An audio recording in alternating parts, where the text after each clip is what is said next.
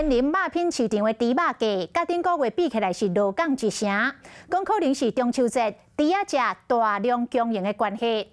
另外，这个航卖实在愈来愈多，尤其是水产业者大促销，这拢来扭价着猪肉价销。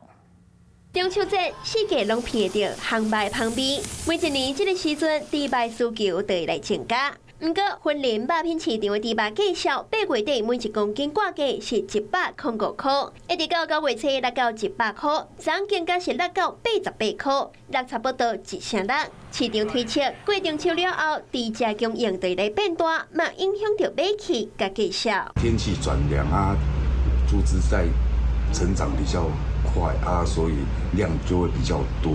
市场透露，影响猪肉买气的另外一个原因是航卖食材愈来愈侪款，尤其水产的业者用量来控制价销，大拍折。一盒原价160的草虾，今卖只要99；另外一只原本爱9000块的波士顿龙虾，今卖嘛只要699。这样一盒要160，那我们只卖99元啊，所以有限量啦吼。这限量哦，这限量哦，这超般，限量一每人2盒。另外，传统市场头家准备800斤有壳的蚵仔，马早就卖掉。然后卖了？对，都卖光了。今仔几斤啊？哦，要千800斤啊，800公斤。产业者大拍折以及猪肉价销落降。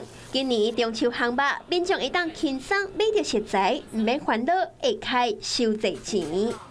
Hello， 我是林仙怡。想要抢先掌握最及时的新闻资讯吗？赶快订阅、按赞、开启小铃铛，锁定华视新闻 YouTube 频道。